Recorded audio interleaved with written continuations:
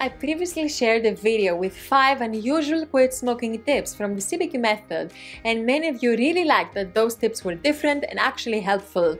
So in this video, we're doing part 2 and sharing 5 more quit smoking tips. You can watch the 2 videos with the tips in any order you like, and after this video, you will know 5 great tips that you may have never heard before and that will really shift your thinking and how you approach quitting smoking. These tips can help you if you're about to quit smoking or vaping, and they can also help you if you have already quit, because it's never too late to change your course and improve your quit smoking experience. Keep on watching.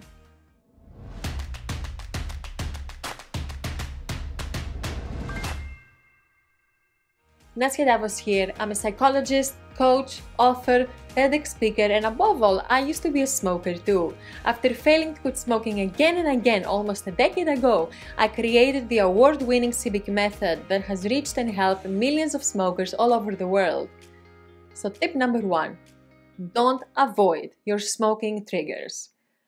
Have you ever considered, maybe seriously researched, going into a rehab for smokers where you can spend time until nicotine is out of your body and avoid your triggers at the beginning of your quit? A few years ago, one of our members, Dave, was struggling to quit. He had already tried everything up to this point: patches, pills, laser, hypnosis, gums, and vaping. And because he ended up smoking and vaping at the same time, he had to quit both. But when we talked about triggers, Dave said, "I wish there was a rehab for smokers where you could go, lock yourself there, and detox from nicotine." Does this sound familiar? The truth is that the idea to escape your daily routine to overcome the addiction and avoid your triggers is very, very common. Many of us have thought about it. It's a great idea for sure, but does it help? Regardless, Dave was so convinced it would help, he actually did it. Without doing much preparation, he went on vacation for a week to detox from nicotine, and he felt great. He didn't miss smoking, but as soon as he returned, his triggers started creeping in one by one. He started craving smoking, and then he smoked a couple of cigarettes, and eventually he relapsed, because there is no such thing as just one cigarette. The first cigarette leads to the next one, and then the next one, and the next one. Why? All this happened because he didn't change his response to his triggers. So if you avoid your triggers when quitting smoking, if you leave your usual environment or go on vacation, you will eventually come back and your triggers will be waiting for you as if nothing changed. Even if you move to another city or country forever, you will still be carrying with you your internal and emotional triggers. One of our members, Blondet, you can see her Ask an Ex interview on our YouTube channel. She said it best. "Instead of going to a physical place away from my triggers, I created this place inside my mind." She created inside of herself a place of calm and relaxation that she can visit anytime without having to go anywhere. So, taking a vacation to relax is always a great idea, but avoiding your triggers is not the solution. The solution is to change how you respond to your triggers. If you do that, you will succeed no matter where you are. And at the end, of course, that's what Dave did. So let's take stress, which is a very common trigger, as an example.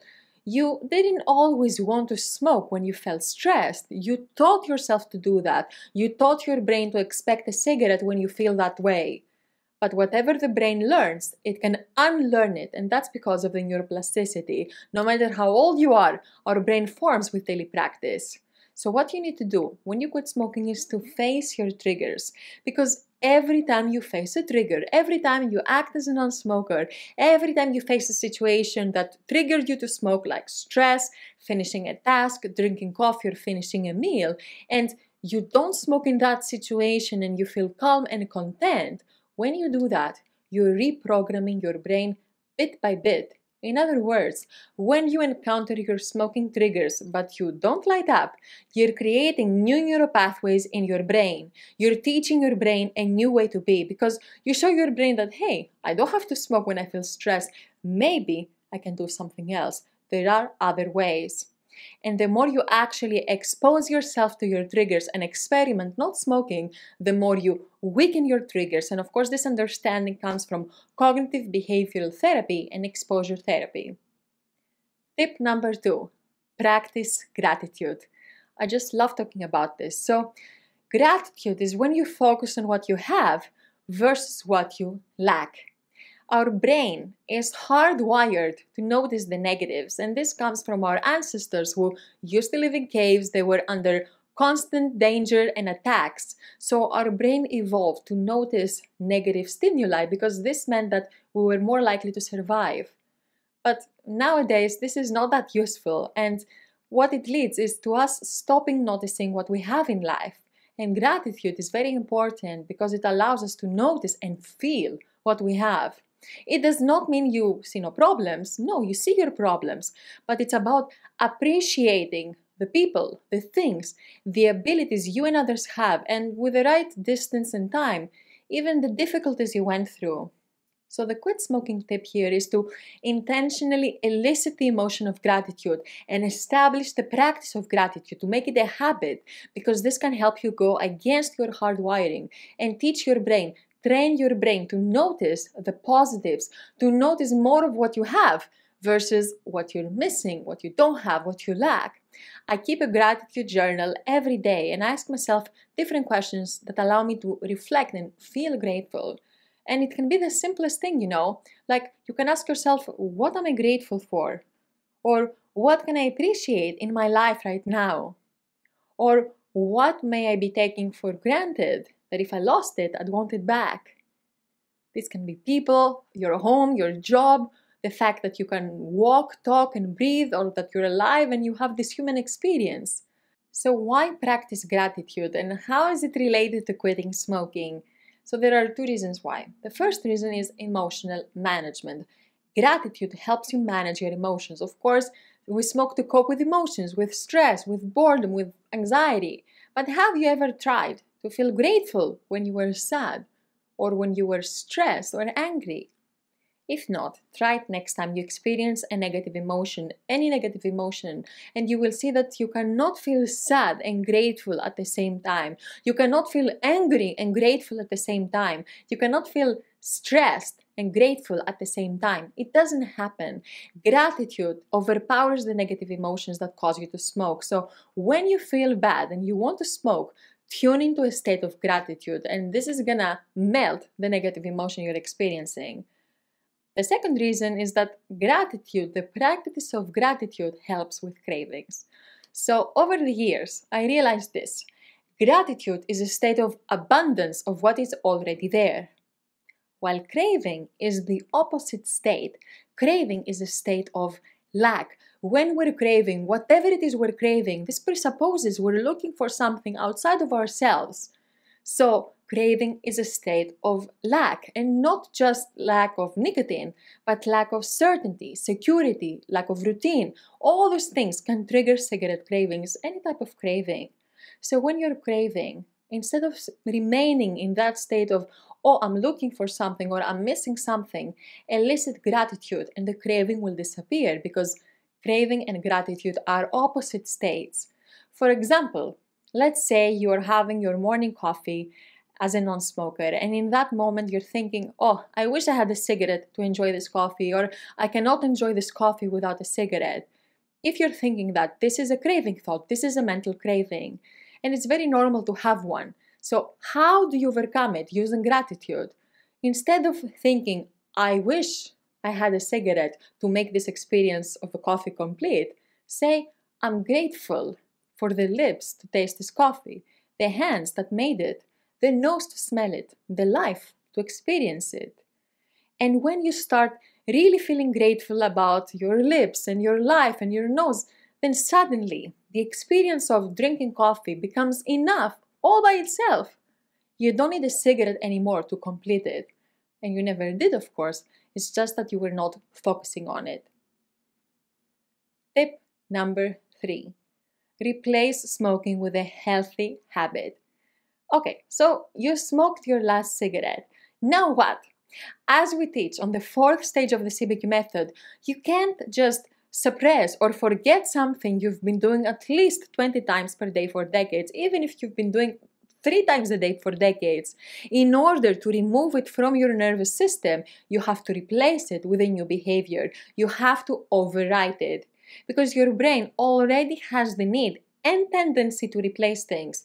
But if you don't choose, train, and tell your brain what to replace smoking with, the craving mind will choose itself a behavior, and chances are it will not be a healthy one, but an easy one, like binge eating, alcohol, vaping, sugar, all those things that also trigger dopamine.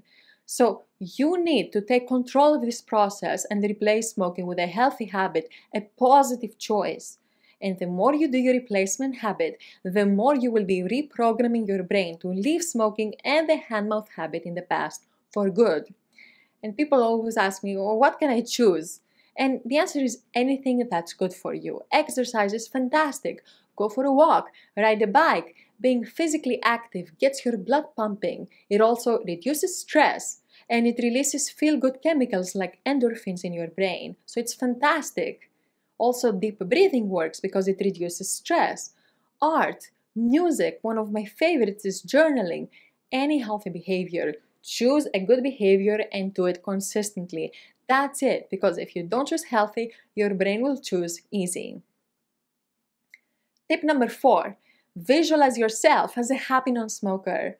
Visualization is when you see something in your mind's eye. It's a mental representation of yourself, other people, an object, an idea, or a goal. It's like imagination or daydreaming, but you're focused on a goal. And your goal is to see yourself as a happy non-smoker. Now, before you say, oh, I can't visualize, I don't know how to do it, let's do something together now really quickly. Think now of your front door. Don't look at it, just think about it. What color is it? Where is the handle? On the left or on the right? What's the material of the door?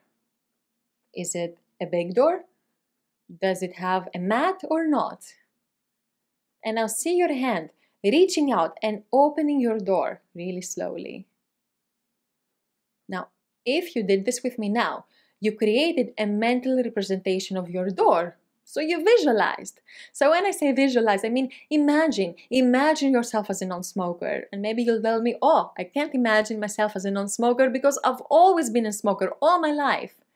So there is this quote I like by the speaker Les Brown that says, to have something you never had, you have to become someone you've never been.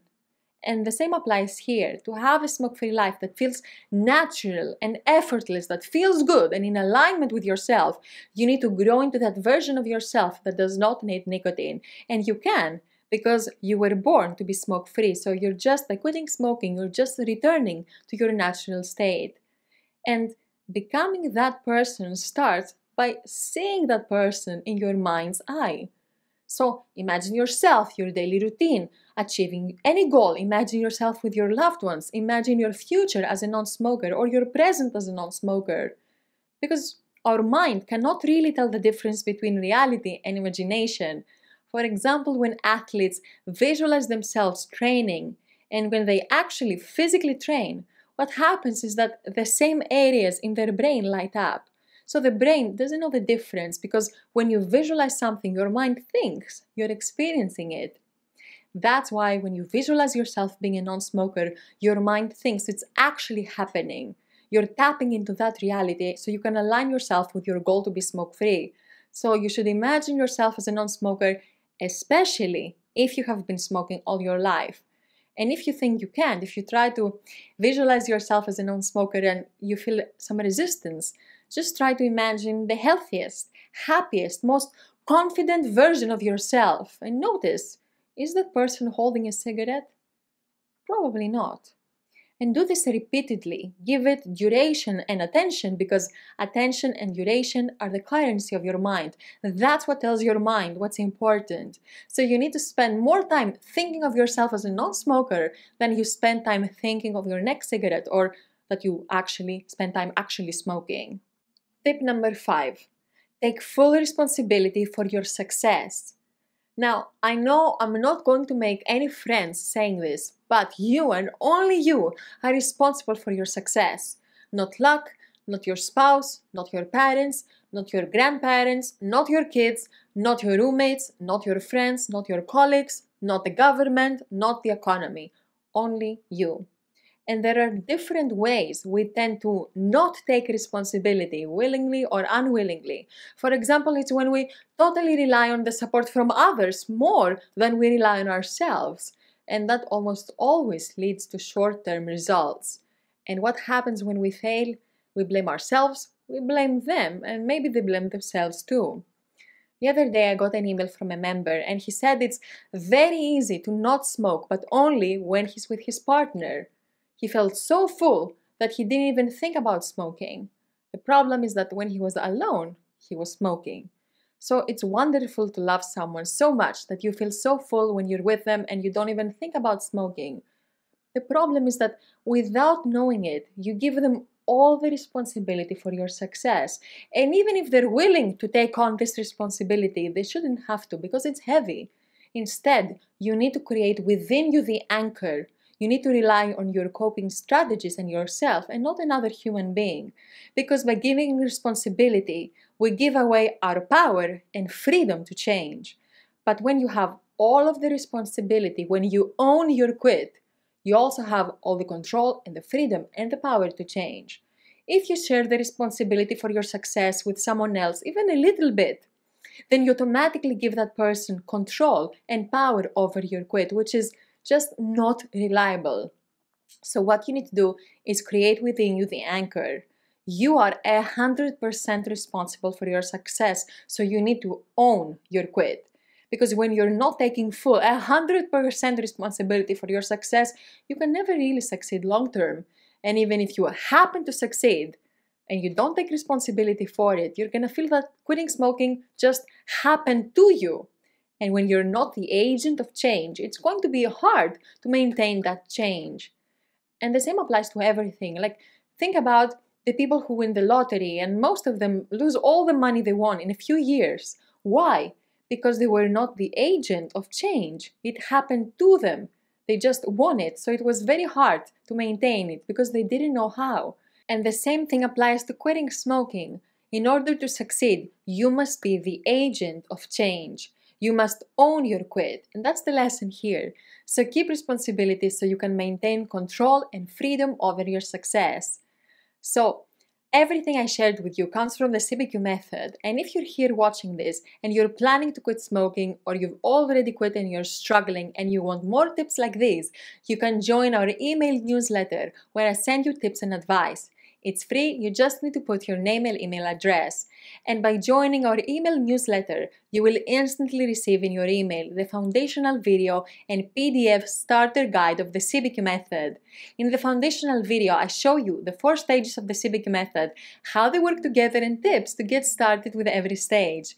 You will get an overview of your whole quit smoking journey from start to finish, and you also get with it a follow-along PDF starter guide for the CBQ method with many tips and notes you can use along your journey.